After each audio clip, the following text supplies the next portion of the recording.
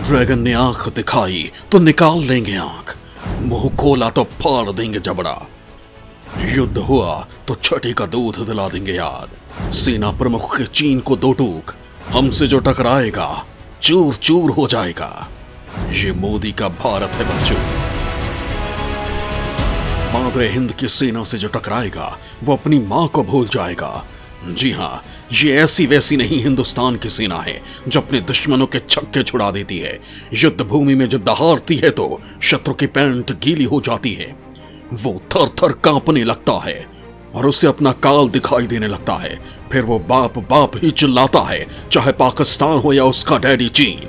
अब भारत से टकराने की जरूरत नहीं कर सकते, क्योंकि ये मोदी का भारत है जो आधुनिक संसाधनों और हथियारों से लैस है, जिसे डरना नहीं हरकाना आता है, जो शांति का भी प्रेमी है तो युद्ध का सिरमौर भी, जिसे छेड़ोगे तो छोड़ेगा नहीं। कुछ ऐसी ही ललकार लगाई है भारतीय नौसेना प्रमुख जनरल नरवणे ने, जिससे दुश्मनों की नींद उड़ गई है और उसे हर तरफ अपना विनाश दिखाई दे रहा है। आखिर सेना प्रमुख को ऐसा बयान देने की नौबत क्यों आ गई और उनकी ये चेतावनी किस मुल्क को थी, ये बताएंगे आपको। लेकिन उससे पहले कुछ और है जिसे आपको जानना चाहिए, और वह मुद्दा है भारत चीन वार्ता का, जो एक बार फिर बेनतीजा साबित हुआ है। पूर्वी लद्दाख में टकराव वाले शेष इलाकों से गतिरोध खत्म करने के लिए भारत चीन के सैन्य कमांडरों के बीच 14वें दौर की वार्ता हुई। वास्तविक नियंत्रण रेखा के पास चीन की साइड चुशूल मोल्डो में हुई इस मीटिंग में भारतीय पक्ष का नेतृत्व fire and fury corps commander lieutenant general Anand Sen Gupta ने किया। इसमें भारत की तरफ से हॉट स्प्रिंग, डेपसांग और डेमचौक इलाकों में सैनिकों के पूर्ण वापसी पर जोर दिया गया। करीब 12.5 घंटे तक चली इस मीटिंग में ये कोशिश की गई कि पूर्वी लद्दाख में करीब 20 महीने से जारी गतिरोध को कम किया जा सके, लेकिन नतीजा सिफर ही रहा और एक बार फिर बातचीत जारी रखने पर सहमति कायम होने के बाद वार्ता खत्म हो गई। गुरुवार को संयुक्त बयान जारी करते हुए कहा गया कि दोनों देशों के बीच पश्चिमी क्षेत्र के LAC से संबंधित मुद्दों के समाधान के लिए स्पष्ट और गहराई से विचारों का आदान प्रदान हुआ। इसके समाधान के प्रयास प्रगति पर हैं। इससे संबंधित मुद्दों पर हम संपर्क में रहेंगे। इस दौरान कमांडर्स के बीच सहमति बनी है कि वो जल्द ही मुलाकात करेंगे। हालांकि इसके लिए कोई समय सीमा नहीं बताई गई। बैठक में दोनों पक्षों के रक्षा और विदेशी मामलों के प्रतिनिधिमंडल मौजूद थे। बताया जा रहा है कि इस बातचीत का मेन फोकस पेट्रोलिंग पॉइंट 15 क्षेत्र से डिसएंगेजमेंट पर था, क्योंकि LAC पर भले ही कुछ डिसएंगेजमेंट हुआ लेकिन खतरा कम नहीं हुआ। भारत ने पुल निर्माण का उठाया मुद्दा, गश्त और अधिकारों के मुद्दे को भी हल करने पर जोर। बातचीत के दौरान भारत ने PLA के पेंगोंग त्सो पर एक पुल के निर्माण का मुद्दा भी उठाया।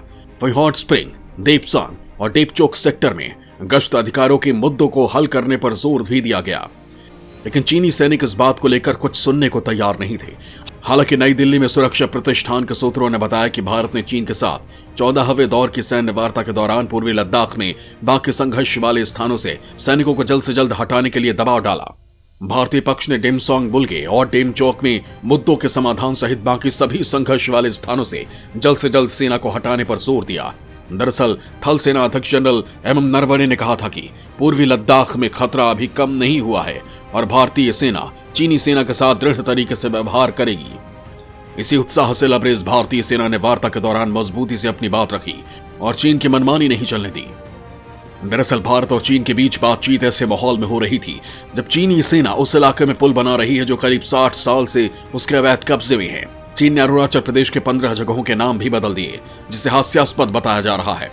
इतना ही नहीं, चीन पूर्वी लद्दाख में अपनी सैन्य शक्ति को मजबूत करने में लगा है।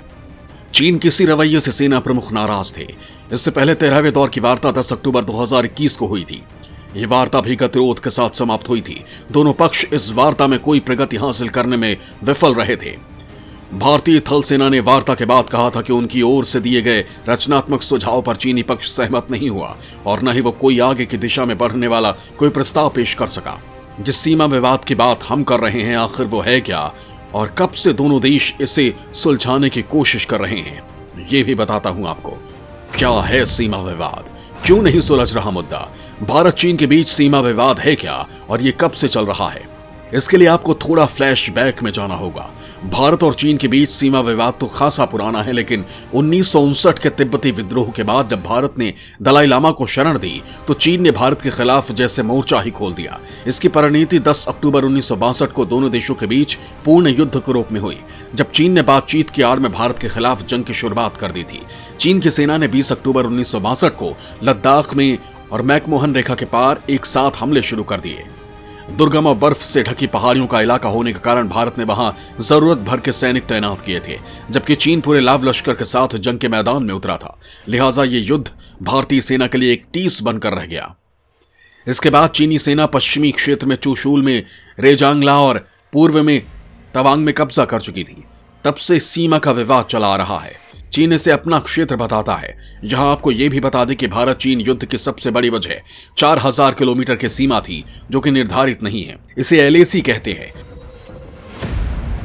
भारत और चीन के सैनिकों का जहां तक कब्जा है वही नियंत्रण रेखा है, जो कि 1914 में मैकमोहन ने तय की थी। लेकिन इसे भी चीन नहीं मानता और इसीलिए अक्सर वो घुसपैठ की कोशिश करता रहता है।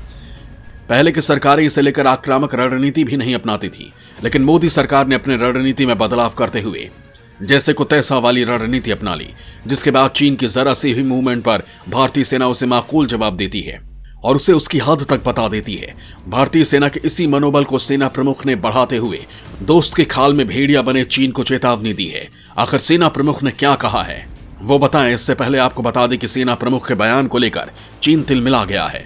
सेना प्रमुख को चीन की नसीहत, आपत्तिजनक टिप्पणी से करे परहेज। जनरल नरवणे के बयान से तिलमिलाए ड्रैगन ने कहा कि उसे उम्मीद है कि भारत में प्रासंगिक लोग अरचनात्मक टिप्पणी करने से परहेज करेंगे।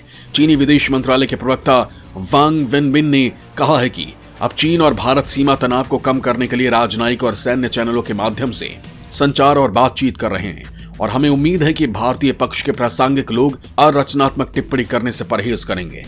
युद्ध हुआ तो लहराएगा तिरंगा, दुश्मन को देंगे मुंहतोड़ जवाब। आर्मी चीफ मनोज मुकुंद नरवणे ने कहा है कि पिछले 18 महीनों में भारत की सैन्य ताकत काफी बढ़ गई है। यही नहीं, लद्दाख में सीमा के पास भारत ने अपनी स्थिति काफी मजबूत कर ली है। जनरल नरवणे ने भरोसा दिलाया है कि चीन के साथ युद्ध की स्थिति में भारत विजयी बनकर लौटेगा। वार्षिक आर्मी दिवस के मौके पर एक संवाददाता सम्मेलन में अपनी बात रखते हुए सेना प्रमुख ने साफ किया कि युद्ध अंतिम विकल्प है और चीन के साथ सीमा विवाद को सुलझाने को लेकर बातचीत लगातार जारी है। सेना प्रमुख ने कहा कि जहां तक नॉर्दर्न फ्रंट की बात है तो वहां पर पिछले 18 महीनों में हमारी सैन्य ताकत काफी बढ़ी है। युद्ध किसी भी समस्या का अंतिम समाधान है और युद्ध हुआ तो हिंदुस्तान की सेना विजय पताका फहरा कर ही लौटेगी। आर्मी प्रमुख ने मीडिया को उत्तरी और पश्चिमी सीमाओं के पास मौजूदा हालात के बारे में भी जानकारी दी है। उन्होंने कहा कि सीमा पर चीन की यथास्थिति को बदलने की कोशिशों का भारतीय सेना ने मजबूती से जवाब दिया है। हमने 25,000 अतिरिक्त सेना के क्षेत्र में तैनाती की है। हम सड़क बना रहे हैं, पुल और टनल भी बना रहे हैं। हमने ईंधन, तेल और गोला बारूद भंडारण के लिए वहां व्यवस्था की है। इसके अलावा वहां अन्य सुविधाओं की व्यवस्था भी आने वाले दिनों में की जाएगी। पिछले साल बहुत सारे काम किए गए हैं। आर्मी चीफ ने कहा कि हमने जो कुछ भी किया उसकी वजह से हम वहां बेहतर स्थिति में हैं। हम सिर्फ एक ही तरफ फोकस नहीं कर रहे हैं, बल्कि हम पूरे उत्तरी फ्रंट पर समग्र दृष्टि रख रहे हैं।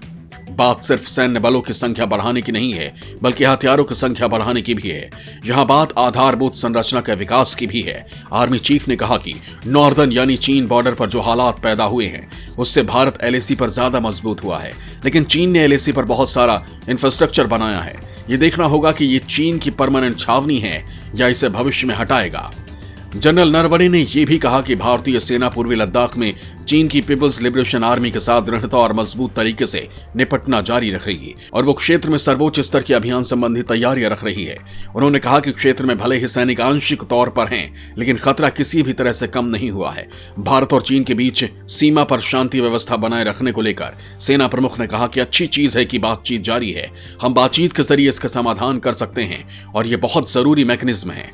एक दूसरे के नजरिए को समझने के लिए जरूरी है कि हमारी बातचीत जारी रहे। जब कभी हम बातचीत करते हैं तो हमारी दूरियां थोड़ी कम होती जाती हैं, लेकिन हर बातचीत में कोई नतीजा निकलेगा इसकी उम्मीद रखना बेवजह है। आर्मी चीफ नरवणे का कहना है कि फिलहाल विवाद के पॉइंट से डिसएंगेजमेंट होना है, यानी दोनों देशों के जो सैनिक आमने सामने हैं उन्हें पीछे करना है और अभी स्थिति स्थिर और नियंत्रण में है, लेकिन संघर्ष आखिरी रास्ता है और अगर युद्ध हुआ तो मादरे हिंद की सेना दुश्मन के छक्के छुड़ा देगी और दुश्मन की सरजमी पर भारतीय तिरंगा लहराएगा।